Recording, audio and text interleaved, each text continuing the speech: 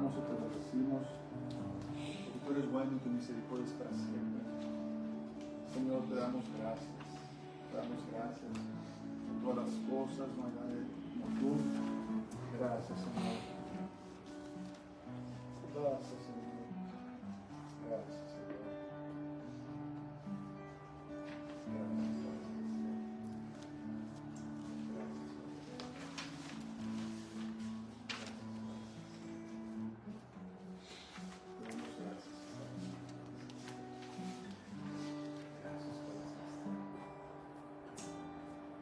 יברכך אדוני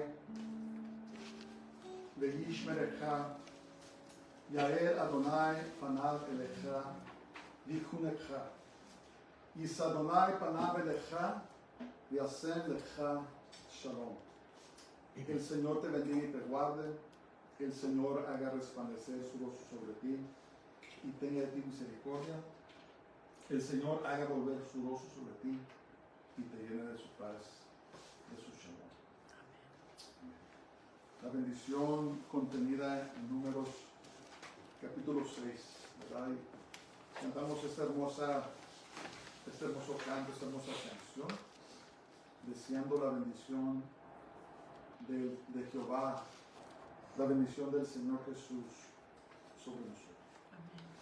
Bueno, este día vamos a seguir con nuestro estudio en el libro de los Romanos. Ya tenemos no sé cuántos meses, pero vamos con la ayuda de Dios a seguirlo hasta que lo terminemos.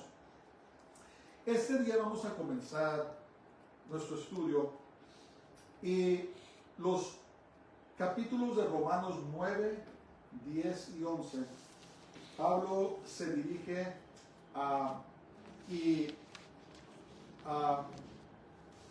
habla más sobre Israel, ¿verdad? Quiero comenzar con esto. Al seguir con ese estudio, vamos a ver algunas cosas. Hay una doctrina satánica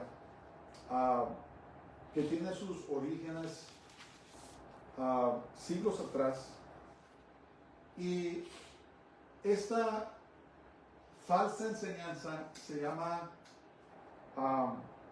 la teología del reemplazo o de reemplazamiento.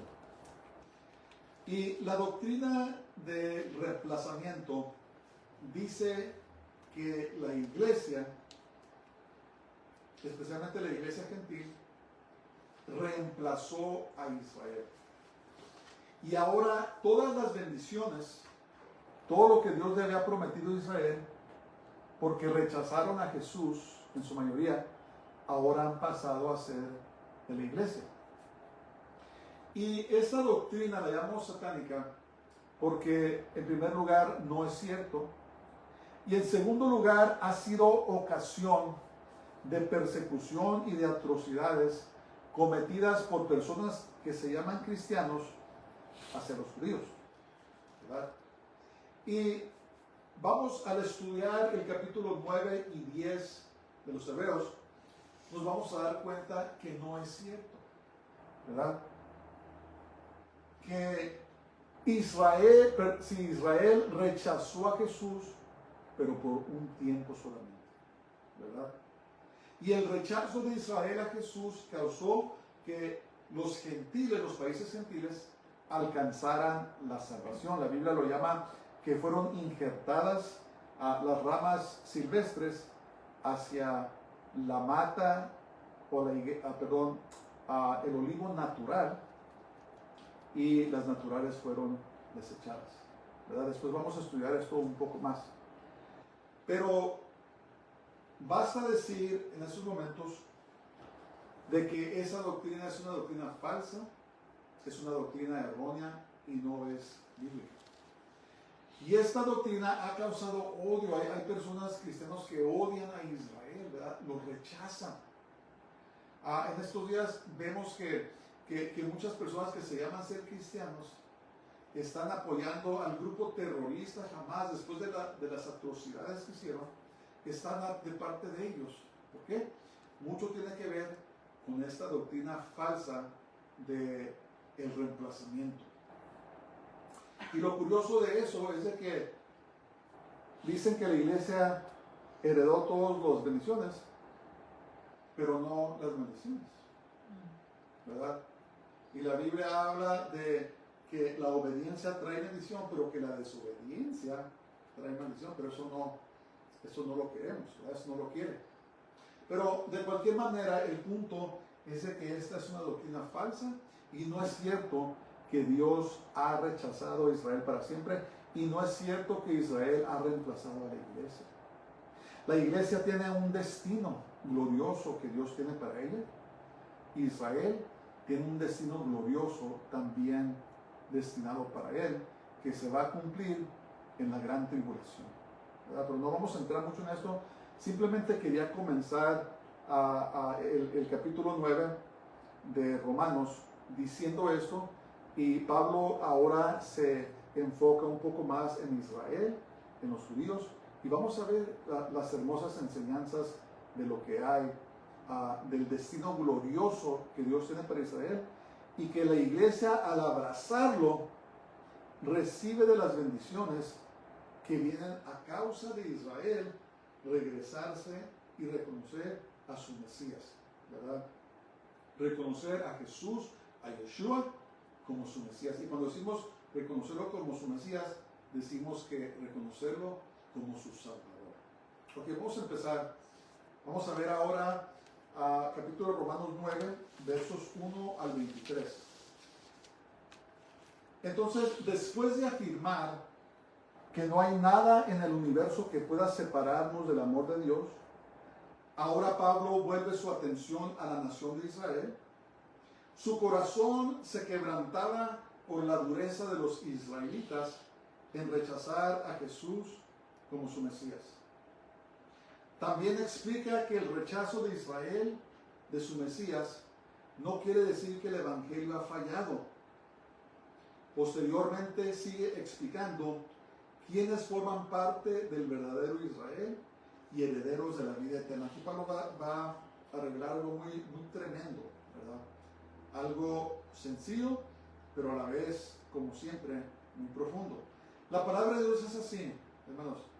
Entre más escarbamos, entre más cavamos, más perspicacia, más revelación recibimos al estudiar las Santas Escrituras, ¿verdad? Una persona que lee la palabra de Dios así en la superficie, pues va a tener su beneficio, pero las personas que se profundizan en las Escrituras es como un tesoro, ¿verdad? Un tesoro que escarbas y encuentras más, y encuentras más, y encuentras más. Bueno, vamos a empezar. Romanos capítulo 9, versos 1 al 3.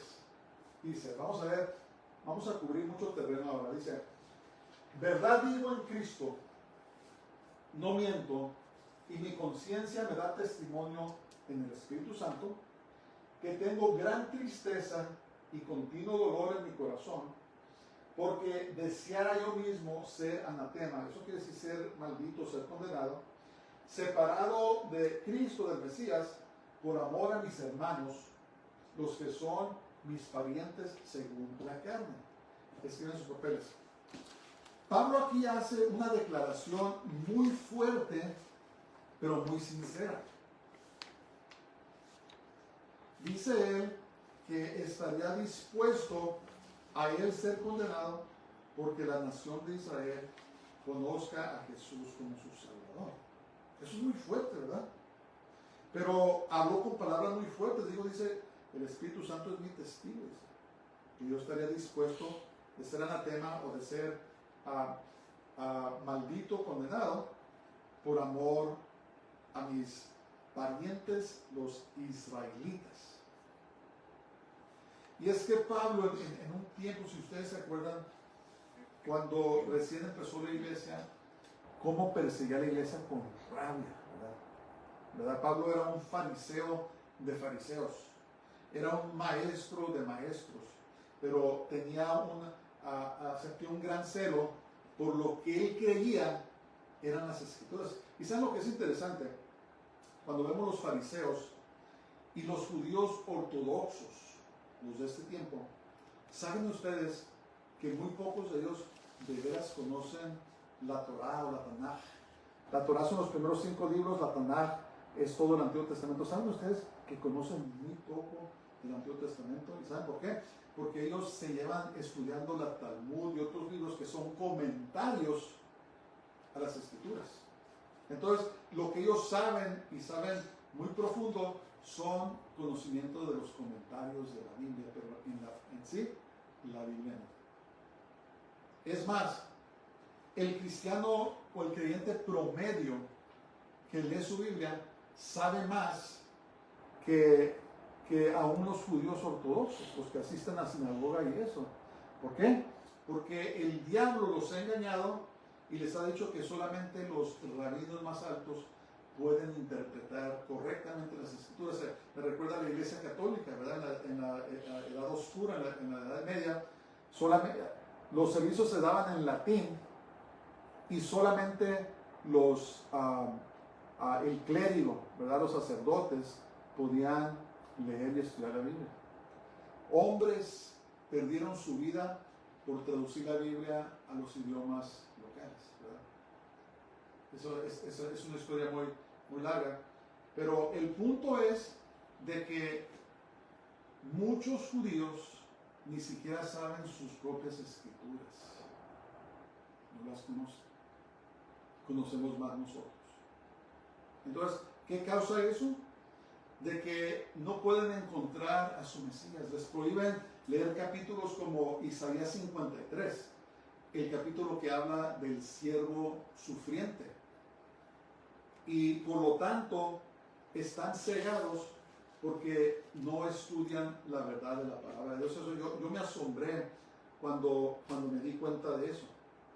Bueno, pues el caso es este. Pablo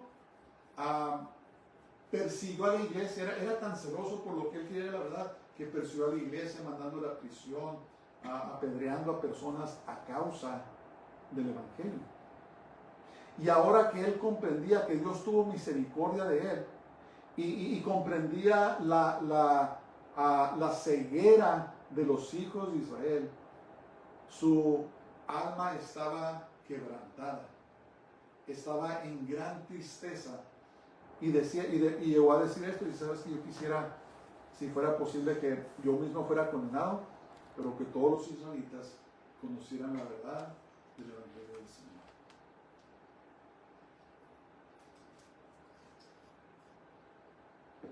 Pablo tenía la costumbre de primero ir a predicar el Evangelio a las sinagogas de los judíos cuando llegaba a un pueblo.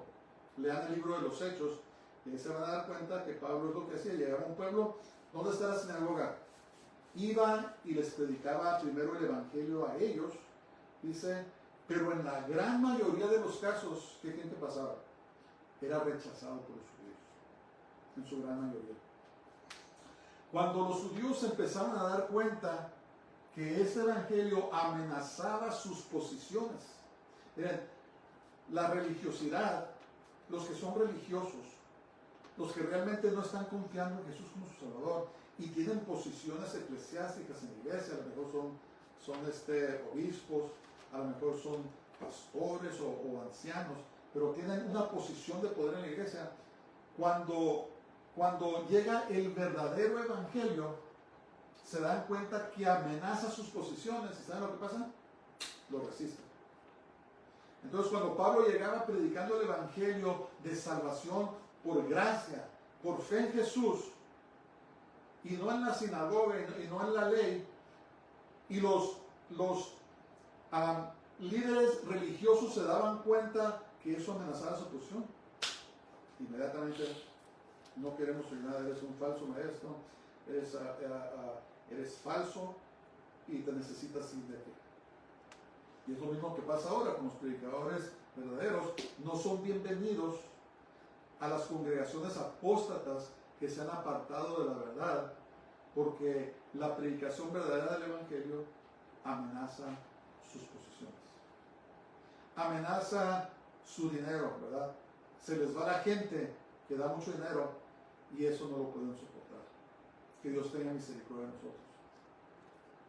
Entonces, Pablo sufrió gran persecución por parte de sus propios hermanos por causa del Evangelio. Es más, los judíos persiguieron a Pablo más que ni los romanos. ¿Verdad? Los romanos al principio toleraban el Evangelio, pero los judíos no. Pero más aún así declara que felizmente tomaría el lugar de ellos a fin de que fueran salvos. Eso es muy fuerte. ¿Estarías tú dispuesto a cambiar tu salvación porque otros fueran salvos? Yo no. Yo soy sincero, yo no. Sí, yo quiero que todos mis seres queridos sean salvos conmigo. Quiero que todos nos vayamos, pero no cambio mi salvación por nada. Disculpe. No soy Pablo, ¿verdad? Pero sí quiero que, obviamente, que la demás gente sí sea salva, pero no a costas de mi propia. Bueno, eso es otro punto. Ok, vamos a seguir. Versos 4 y 5 dicen que son israelitas, de los cuales son la adopción, la gloria, el pacto, la promulgación de la ley, el culto es algo que quiere decir adoración, y las promesas de quienes son los patriarcas y de los cuales, según la carne, vino Cristo, el Mesías, el cual es Dios sobre todas las cosas, bendito por los siglos. Amén. Entonces, ¿quién es su papel? Por medio de Israel vino el Mesías, vino Jesús, el Salvador del mundo, Jesús, Yeshua. ¿Verdad? Y la Biblia dice que Dios no los escogió porque eran tan buenos o lo que sea, pero es que Dios tenía que escoger a alguien, ¿verdad? Muchas veces ahora la gente se enoja porque decimos que Israel es el pueblo escogido de Dios. Y si es el pueblo escogido de Dios, no porque ellos quisieron, sino porque si lo quiso. Es más, cuando sufren mucho los judíos, a veces oran a Dios y dicen, Señor, por una vez escoge a otros, ¿verdad? Porque han sufrido mucho los judíos. Pero el punto es de que Dios tenía que escoger a alguien.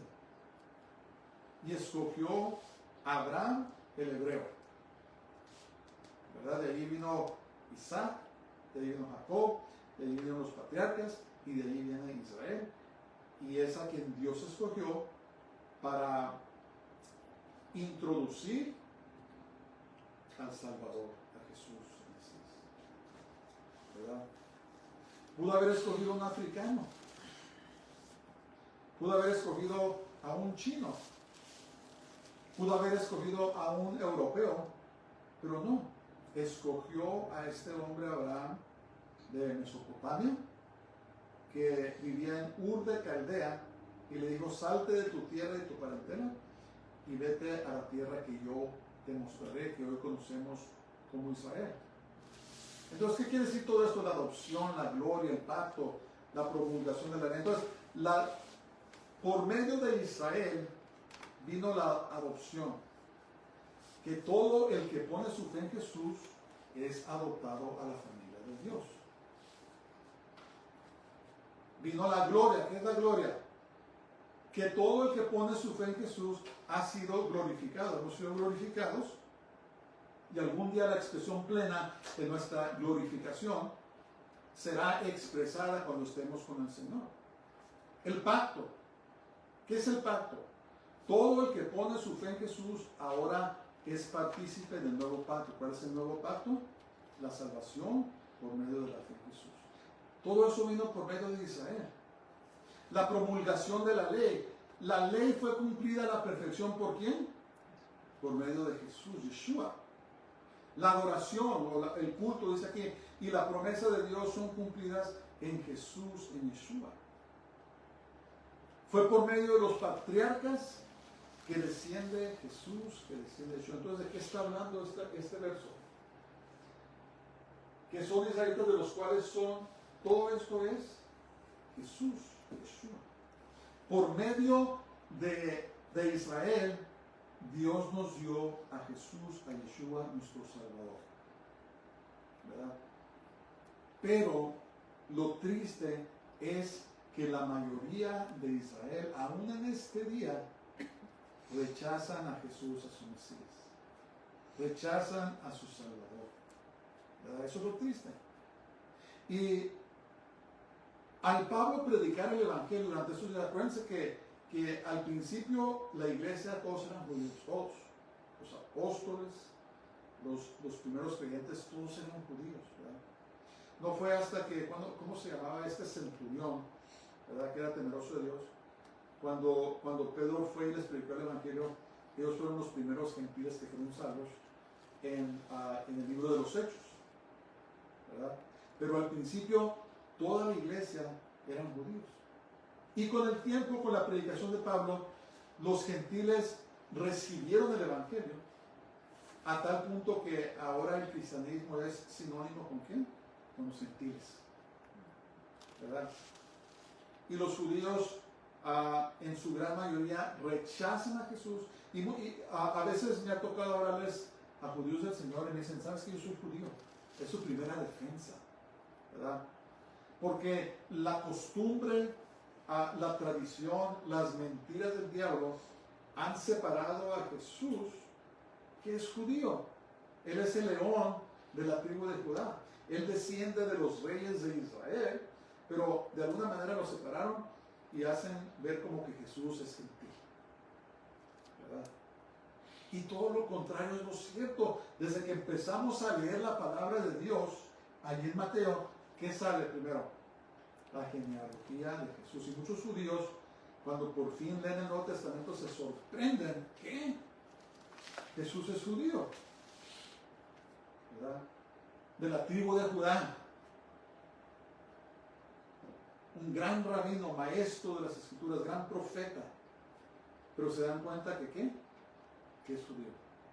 Y cuando realizan que no nomás era un profeta, que no nomás era un maestro, que no nomás era un rabino, sino que Él es Dios Todopoderoso, entonces se entregan sus vidas. Y en las últimas décadas estamos viendo cómo más y más judíos están recibiendo a Jesús, a Yeshua, como su Salvador, ¿verdad? Dios los está haciendo, está ablandando sus corazones y muchos están pidiendo al Señor, ¿verdad? Nos ha tocado ministrar a judíos y nos permiten orar por ellos, nos permiten leerles Isaías 53, nos permiten ministrarlos y decir, mira, Jesús, Yeshua, Él es tu Mesías, Él es tu Salvador, ¿verdad? Entonces, el punto es que Jesús vino por medio del linaje de Israel. La mortificación de Pablo era de que a pesar de esto, la mayoría de los hebreos o los judíos rechazaron a Jesús, a su Mesías. Y en este versículo tenemos un claro ejemplo sobre la divinidad de Jesús, de que Jesús es Dios. ¿Qué dice aquí al final? Dice, y de los cuales según la carne vino Cristo el Mesías, el cual es ¿quién? Dios sobre todas las cosas, bendito por los siglos. Amén. Jesús es Dios. Jesús no es cualquier hombre. Él es Dios, ¿verdad? Él es el Salvador del mundo. Y esto es una revelación que rechazan los judíos, ¿verdad? Y aún en estos días los judíos ortodoxos, cuando se habla del anticristo, este Mesías que ellos están esperando, ellos no creen que Él es Dios. Dicen, ¿sabes qué? El Mesías que viene va a ser un gran hombre, pero ellos tienen muchos problemas recibiendo a Jesús porque nosotros afirmamos, ¿sabes qué? Él es Dios. Él es la palabra de Dios, que la Biblia es la palabra de Dios. Ese es un mandamiento, es un imperativo, ¿verdad? Que nos dice pedir por la paz de Jerusalén. Y si hay algún día, algún tiempo que debemos estar haciendo eso, es ahora que Israel está en guerra. Necesitamos estar orando por la paz de Jerusalén, ¿verdad? Orando que Dios quite la venda de los ojos de los judíos para que conozcan a Jesús, a Yeshua como su Salvador. Que el Señor le dé dirección al primer ministro Netanyahu y a los líderes de Israel para que sepan qué hacer en estos tiempos. Que el Señor proteja a los judíos inocentes y a los palestinos, a los árabes inocentes, ¿verdad? Los que son abusados por estas organizaciones terroristas, que Dios también tenga misericordia de ellos y que los salve, ¿verdad? Jesús ama a los árabes también. Él murió por todo el mundo, incluyendo los árabes, y tenemos que orar por ellos para que ellos también reciban a Jesús. Debemos orar por la protección de nuestros hermanos, ¿verdad? Hay nuestros hermanos que creen en Jesús, en Yeshua, que están participando de la guerra. Debemos estar orando por ellos. Debemos estar pidiendo por su seguridad, que suelten a estos, los rehenes, las personas que secuestraron durante ese acto espantoso, horrible, ¿verdad? Es satánico, es demoníaco. ¿Quién se mete a una casa y mata a los hijos de los padres delante de ellos? Y después amarra a los padres y los queman vivos. ¿Quién se mete y mata a los bebés y los decapitan, les cortan la cabeza? ¿Quién hace eso con un bebé? Esto no es natural, esto es una maldad espiritual, demoníaca, diabólica, ¿verdad? Y tenemos que orar, tenemos que pedir a Dios: Señor, manifiesta tu poder, ten misericordia, ayúdanos, ¿verdad? Porque esta maldad, si no es contenida, se va a expandir por todo el mundo. Los países del oeste están llenos de árabes, de palestinos. Son muchos más los árabes que están en los países que los judíos. Y tarde que temprano van a empezar a levantarse en contra de ellos y en contra de los cristianos. Porque si ustedes ven, el propósito de jamás de existir es primero erradicar a los judíos de Israel y también a los cristianos. Es lo que enseña Islam. Son mentiras que es una religión de paz, ¿verdad? Mientras no tienen la ventaja, mientras los países son más fuertes que ellos se llevan bien. Pero en cuanto cobran la ventaja, empiezan a imponer sus leyes, empiezan a matar y empiezan a dominar a las personas donde están. Investígalo, no es ningún secreto. No es ningún secreto. Entonces debemos orar. Debemos orar que Israel tenga grande éxito y que el Señor, sobre todo, abra sus ojos para que conozcan a Jesús, a Yeshua, como su Salvador. Vamos a seguir ahí, versos 6 y 8. Dice: no que la palabra de Dios haya fallado, porque no todos los que descienden de Israel son israelitas. Ni por ser descendientes de Abraham son todos hijos, sino en Isaac te será llamada descendencia. Esto es, no los que son hijos según la carne son los hijos de Dios, sino que los que son hijos según la promesa son contados como descendientes. Pongan atención a esa palabra, la promesa. Ok, sigan sus papeles. Pablo ahora afirma que aunque la mayoría de los judíos rechacen a Jesús, no indica que la palabra de Dios haya fallado, porque Dios tenía un plan más amplio. A veces la gente se clava nomás en Israel, pero lo que ellos no entienden es que Dios no nomás tenía a Israel en mente cuando habló de la promesa. Entonces, Pablo ahora nos revela que el simple hecho de ser descendiente físico de Abraham, de Isaac y de Jacob, no quiere decir que es un hijo de Dios. Cuando Jesús confrontaba a los fariseos, ellos les decían: ¿sabes qué? Nosotros somos hijos de Abraham, ¿verdad? ¿Qué nos estás diciendo? En otras palabras, lo que estaban diciendo: nosotros somos salvos automáticamente porque somos descendientes físicos de Abraham, de Isaac y de Jacob. Eso era su mentalidad. Esta revelación era revolucionaria porque los líderes religiosos se jactaban de ser descendientes de Abraham y que no eran salvos automáticamente. O sea, cuando Jesús llegó, hermanos, él sacudió el establecimiento religioso. Si se dan cuenta, él no estaba preocupado por los gobiernos civiles, el Imperio de Roma y los demás gobiernos. Él vino a sacudir el ámbito religioso, ¿verdad? Porque el ámbito religioso, cuando no está basado en la palabra de Dios, es nada más que una puerta al infierno, ¿verdad? Entonces los fariseos se jactaban, ¿sabes? Que somos hijos de Abraham. Automáticamente yo no voy al cielo. Y Jesús vino y les dijo, no, estás equivocado. Los verdaderos hijos de Dios son los hijos no de la carne, sino de la promesa. Ahora la pregunta es, ¿quién es la promesa? Tiene un nombre, se llama Jesús. Se llama Jesús. Yeshua, en hebreo.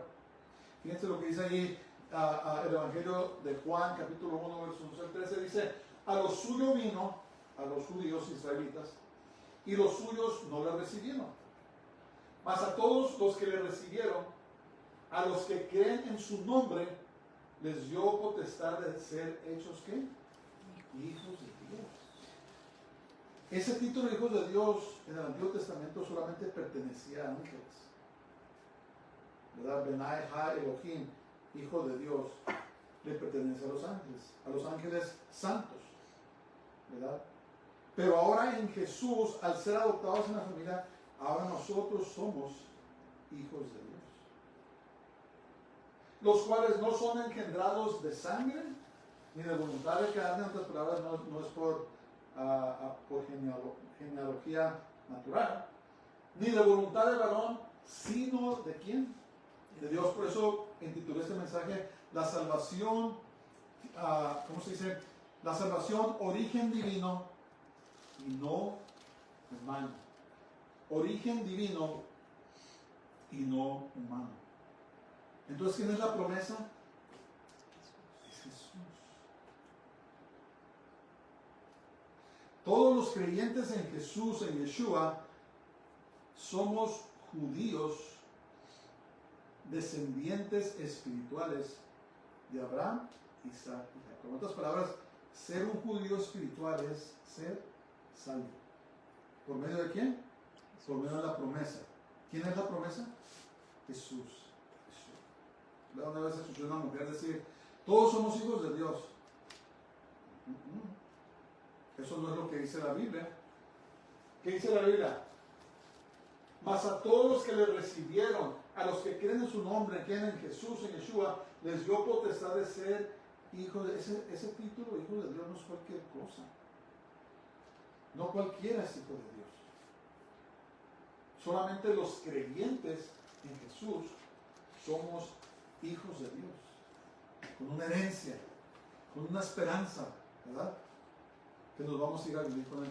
Entonces lo que está diciendo aquí es que Israel, simplemente por ser Israel, no importa que tengas ciudadanía israelita, no importa que puedas trazar tu descendencia hasta no sé qué, si no tienes a Jesús, si no tienes a Yeshua, no eres un verdadero israelita, no eres un verdadero judío, no eres un verdadero hijo de Dios. Es lo que escribió Pablo. Y digo, ¿sabes qué? No más porque Israel rechazó a Jesús, no quiere decir que falló la palabra de Dios. ¿Por qué? Porque Dios tenía un plan más amplio. ¿Cuál era ese plan? No nomás era salvar a los judíos, era salvar a todo el mundo. Pero tenía que escoger a alguien por medio de quien venir. Entonces, los que se jactan, los judíos ortodoxos que se jactan, no saben lo que están diciendo. Ellos piensan que son salvos automáticamente porque son descendientes de Abraham, Isaac y Jacob. Pero están muy equivocados. Y después vamos a ver, me parece que en Romanos 11, donde les dice a los creyentes gentiles, no se jacten. Porque ahora está al revés la cosa, ahora dicen, no, los judíos están condenados, nosotros somos los verdaderos hijos de Dios. Pero hay un aviso que Dios les da. Dice, mira, si Dios sacó a las ramas naturales y los injertó a las ramas silvestres, Él puede hacer lo mismo, síguete jactando, te puede sacar a ti y vuelve a meter las ramas naturales. En otras palabras, No debe de haber jactancia, no debe de haber arrogancia, no debe de haber orgullo, porque la salvación no es del hombre. Nosotros no hicimos nada, no podemos hacer nada para ser salvos. La salvación es el plan de Dios.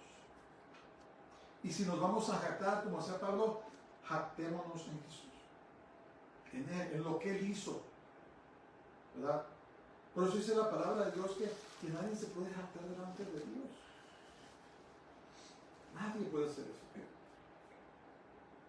Entonces todos los creyentes en Jesús, en Yeshua, somos judíos descendientes espirituales de Abraham, Isaac y Jacob. Le dijo a Abraham, dice, en ti todas las familias de la tierra serán benditas. Entonces, toda persona, hoy no importa cuál sea su trasfondo racial, no importa de dónde viene, de qué país, no importa si vienes de Asia, no importa si vienes de Australia, si vienes de la India, no importa si vienes del Medio Oriente, no importa si vienes de Europa, si vienes de Estados Unidos, de Centroamérica, Sudamérica, no importa. Si tú tienes a Jesús, a Yeshua como tu Salvador, ahora tú eres un judío espiritual. Ahora tú eres un hijo o una hija de Dios. Eso es hermoso.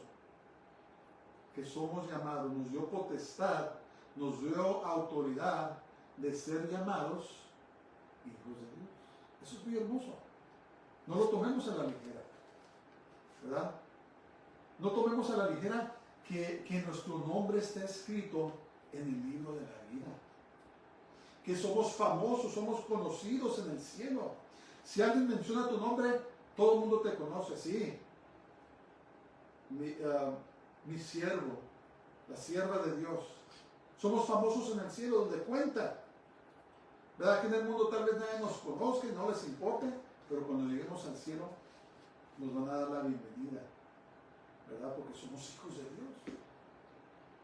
Y las personas que son famosas en este mundo, que no tienen al Señor Jesús y que se esmera todo el mundo por verlos o lo que sea, aquí son famosos en el mundo. Hay personas que mencionan su nombre y todo el mundo ya sabe quiénes son. Pero ¿sabes qué? En el cielo no saben quiénes son. Ni siquiera saben su nombre. Los mencionas en el cielo y dicen, ¿de quién estás hablando? Por eso dice Jesús cuando los condena, dice, nunca os conocí. ¿Verdad? Entonces no tomemos a la ligera nuestro título de hijos de Dios. No tomemos a la ligera que nuestros nombres están escritos en el libro de la vida. No tomemos a la ligera que un día el Señor mismo nos va a dar la bienvenida y todo el mundo nos va a celebrar y todo el mundo va a conocer nuestro nombre por todos los siglos. Amén. Hablábamos de la fidelidad, esta mañana hablamos sobre fidelidad, de ser fieles a Dios, ¿verdad? No perfectos, pero fieles a Dios. Versos 9 al 12 dice, porque la palabra de la promesa es esta. ¿Quién es la promesa? Jesús. Por este tiempo vendré y Sara tendrá un hijo. Y no solo esto, sino también cuando Rebeca concibió de uno de Isaac, nuestro padre. Entonces la promesa viene por Abraham, Isaac. Pues no habían aún nacido, ni habían hecho aún ni bien ni mal, para que el propósito de Dios conforme a la elección permaneciese, no por las obras, sino por el que llama. Se le dijo, el mayor servirá al menor, y como está escrito, a Jacob amé, mas a Saúl aborrecí. Esta porción habla de la presciencia de Dios, no la presencia, la presciencia. El hecho de que Dios conoce todo desde el principio. Entonces, él sabía que Esaú iba a rechazar su herencia. ¿Se acuerdan la historia? Me parece que ahí en Génesis, que Esaú se estaba muriendo de hambre, a Jacob lo burló y le dijo que le daba de comer, pero que tenía que prometerle renunciar a su herencia. Y Esaú lo hizo. Esaú rechazó, menospreció su herencia. ¿Verdad? Dios sabía que iba a pasar eso. Y cuando dice que a Jacob amé y a Esaú aborrecí, también estaba hablando proféticamente, ¿verdad? Dios sabía que en el transcurso de la edad, los edomitas, los hijos de Esaú, iban a hacer atrocidades con Israel, ¿verdad? Cuando Babilonia destruyó a Israel, los edomitas estaban ahí celebrando, casi como ahora, como jamás. ¿Se acuerdan? Cuando recién hicieron sus estragos a los palestinos, ¿se acuerdan que la gente estaba celebrando en la calle? Estaban escupiendo cuerpos y haciendo tantas cosas. Pues hagan de cuenta, cuando Babilonia destruyó a Israel, estaban allí y estaban celebrando, ¿verdad? Diciendo, córtenles la cabeza, estrellen a sus hijos en contra de las paredes, y tal vez hasta ellos participaron en las maldades, ¿verdad? Edom. Interesantemente, los descendientes de Edom son ahora parte de los palestinos. Todas esas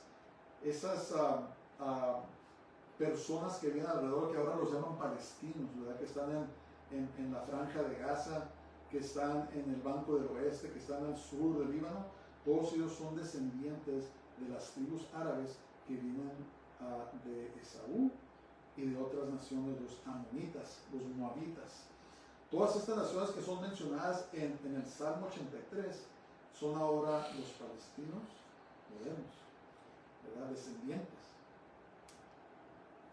Y por eso dice, a Jacob amé, porque de ahí es la promesa, pero a Esaú aborrecí, porque se iba a rebelar en contra de la voluntad de Dios, en contra de sus padres.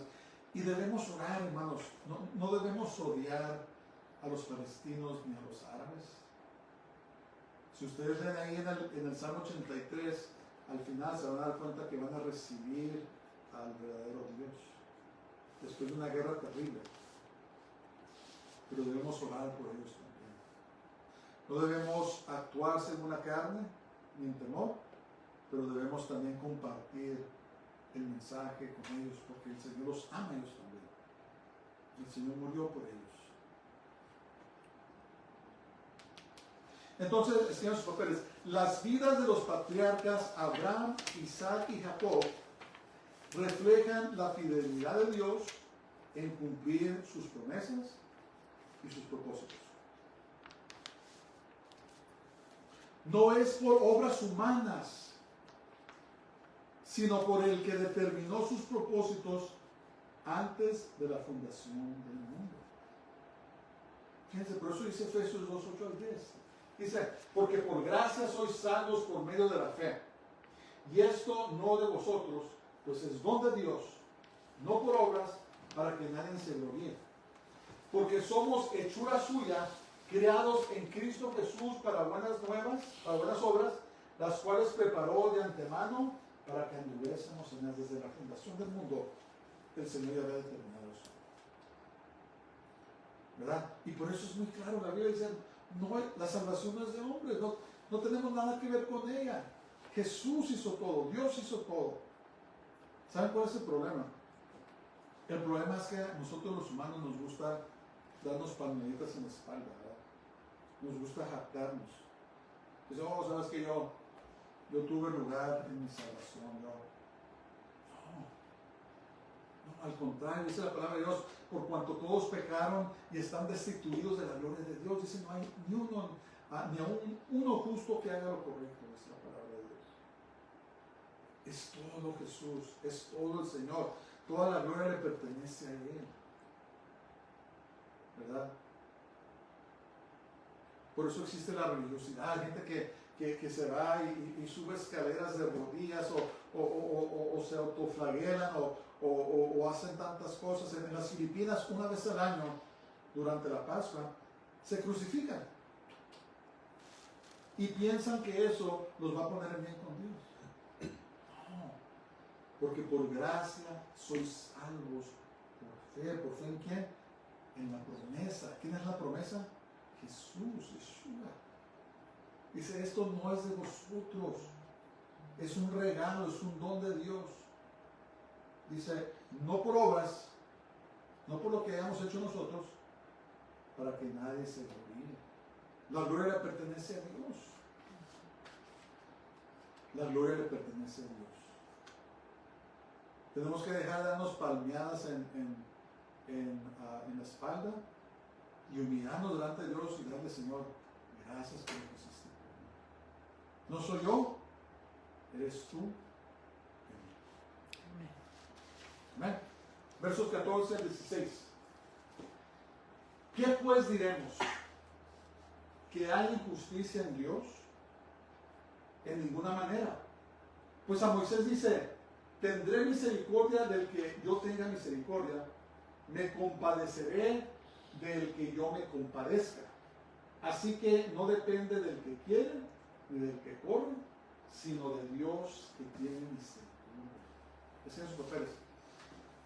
El punto de todo esto es de que Dios es el autor de la salvación y el hombre no tuvo nada que ver con ello. Fue algo que Dios hizo. Cuando Dios estableció el pacto con Abraham, ¿se acuerdan? Que le dijo, mata a estos animales, córtalos, ponlos. Y cuando llegó el tiempo de caminar para establecer el pacto, Abraham se durmió y solamente Dios caminó por él. ¿Por qué? Porque Dios es el único que tiene que ver con el plan de la salvación. Abraham no lo podía cumplir. Solamente Dios. Por eso caminó solo. Y es Dios el autor y consumador de nuestra salvación. Los caminos y propósitos de Dios son eternos e inescrutables. No los podemos comprender. Dios no es injusto. Si de veras fuera injusto, ninguno de nosotros estaría aquí. Al contrario, Dios es justo, pero también misericordioso. Dios, ¿sabes qué? Tengo que hacer algo para salvar a la humanidad. Nadie me busca, todos se han revelado, todos están perdidos, todos van al infierno. Tengo que hacer algo. Ahí en Juan 3:16 nos revela qué es lo que hizo. Dice, porque de tal manera amó Dios al mundo que ha dado a su Hijo unigénito para que todo aquel que en él cree no se pierda, mas tenga vida eterna. O sea, es la iniciativa de Dios. Por eso Dios se lleva toda la gloria, hermanos, en lo que hacemos. No es porque vas a la iglesia, no es porque te vistes de esta manera, no es porque hablas esto, hablas lo otro, no es por lo que hiciste, no es porque oras de día y de noche, no es porque lees la palabra. No, es la gracia y la misericordia de Dios. Es poner nuestra fe totalmente en Dios y darle la gloria a Él, porque la gloria le pertenece. Amén. Es lo que Pablo estaba enseñando, porque las autoridades religiosas, los que sean la ley, estaban llenos. Hay 613 mandamientos en la Torá. Y los religiosos estaban tratando de guardarlas todas por si acaso podemos ser salvos. Y es por eso que el Señor Jesús vino y guardó la ley a la perfección, y por su muerte, su resurrección y fe en Él es que somos salvos. La arrogancia humana dice, no, yo tengo algo que ver. Y el Señor, no es por obras, es por gracia y por fe en la promesa. ¿Quién es la promesa? Jesús.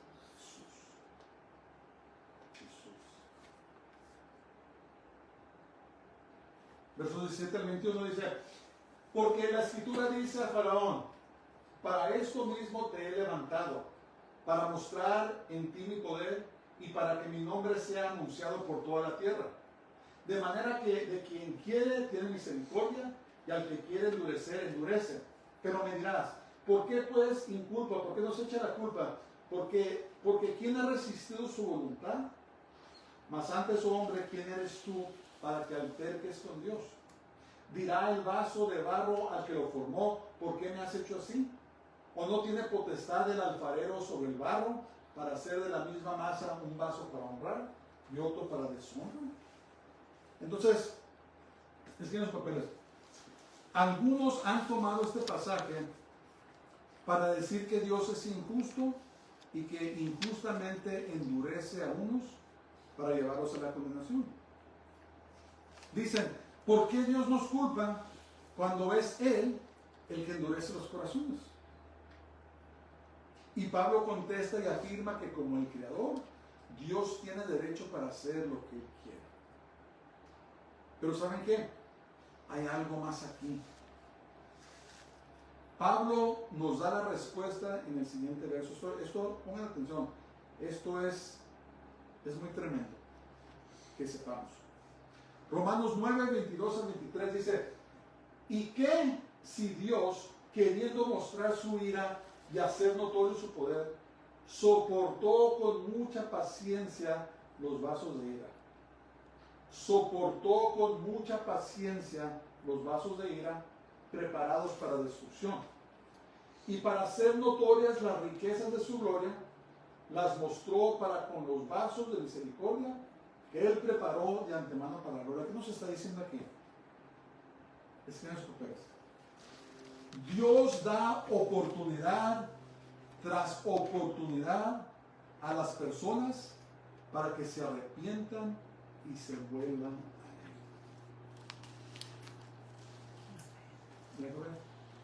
¿Qué dice? Soportó con mucha paciencia. Dios soporta con mucha paciencia a las personas que lo rechazan, dándoles oportunidad para que se vuelvan a Él. Faraón no era ninguna excepción.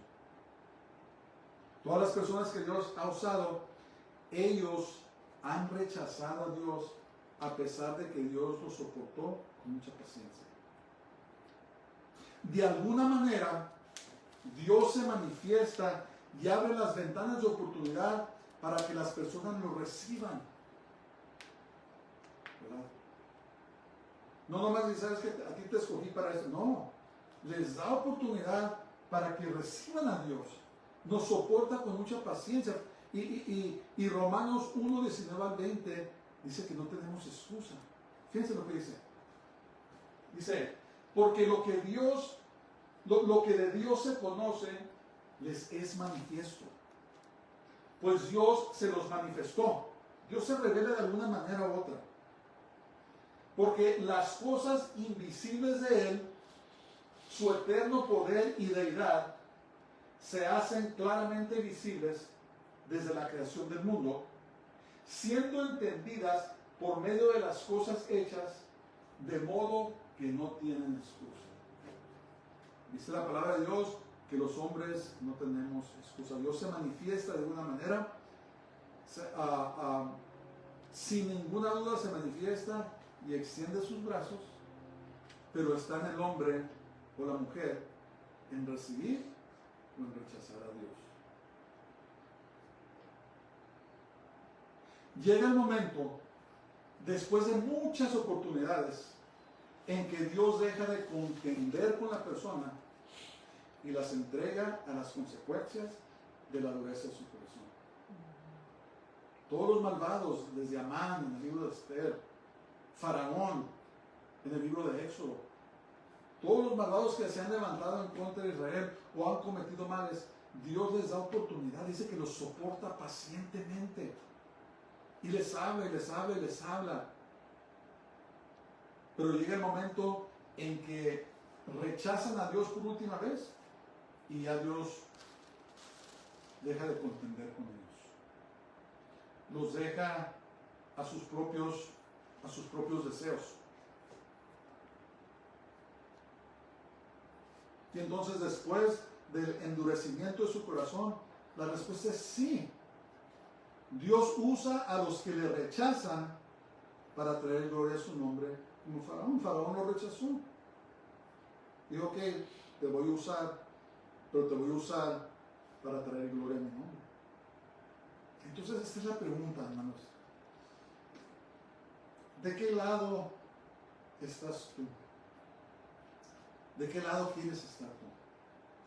¿Quieres correr el peligro de ser usado por Dios en el lado equivocado por haberle rechazado? Dice la palabra de Dios que no tienes excusa.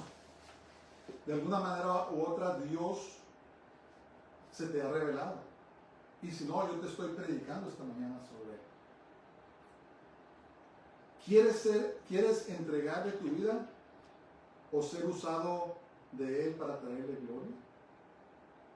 No, perdón. ¿Quieres entregarle tu vida y ser usado de él para traer tu gloria? Dios te puede usar de la manera equivocada para traerle gloria o te puede usar de la manera correcta para traerle gloria. La decisión es tuya. Dios no es injusto, Él es misericordioso. Él ha abierto el camino. Si no le conoces, yo te recomiendo esta mañana que le entregues tu vida a este Dios justo y verdadero y poderoso, que hizo todo el trabajo, Él lo terminó para que alcanzáramos la salvación. Lo único que tenemos que hacer nosotros es poner nuestra fe, nuestra confianza en Él. Poder recibirlo este día, arrepentirte de tus pecados, decirle: Señor, entra en mi corazón, sálvame, sálvame. Te has apartado del Señor, tal vez escogiste apartarte, te puedes regresar. Mientras tenemos vida, hay oportunidad. Pero no endurezcas tu corazón. Él es bueno. Y como orábamos ahora, Él es fiel y Él es verdadero. Si alguno oyere su voz, no endurezcáis vuestro corazón, sino entreguemos nuestra vida a Él. Porque la salvación es de origen divino, viene de Dios y no humano. No hay nada que un humano pueda hacer para alcanzar la justicia con Dios, sino que cuando recibimos a Jesús como nuestro Salvador, Él nos da la justicia de Jesús, nos las imputa. Y ahora tenemos el privilegio de ser llamados hijos de Dios. Padre, te damos gracias. Este día te alabamos, te exaltamos, te bendecimos, porque tú eres bueno y tu misericordia es para siempre. Gracias por tu santa palabra, Señor. Gracias por lo que hiciste por nosotros. Señor, te pido por todo el que nos escucha, que no te ha recibido, Señor, que tú derrames tu bondad en sus corazones para que procedan al arrepentimiento. Y te pido por todos los que estén apartados, que se regresen a ti, Señor, y que afirmes y fortalezcas a mis hermanos que están en ti. Te lo pido todo en el nombre poderoso de Jesús de Nazaret, en el nombre del Santo de Israel, Yeshua HaMashiach, Jesús nuestro Mesías. Jesús de pie, Baruch Haba Shem Adonai, bendito el que viene en el nombre del Señor. Que el Señor te bendiga y te guarde, el Señor haga resplandecer su rostro sobre ti y tenga de ti misericordia, el Señor haga volver su rostro sobre ti y tiene su paz y su shalom. Pero les bendiga a todos, que tengan una semana gloriosa y Shabbat Shalom.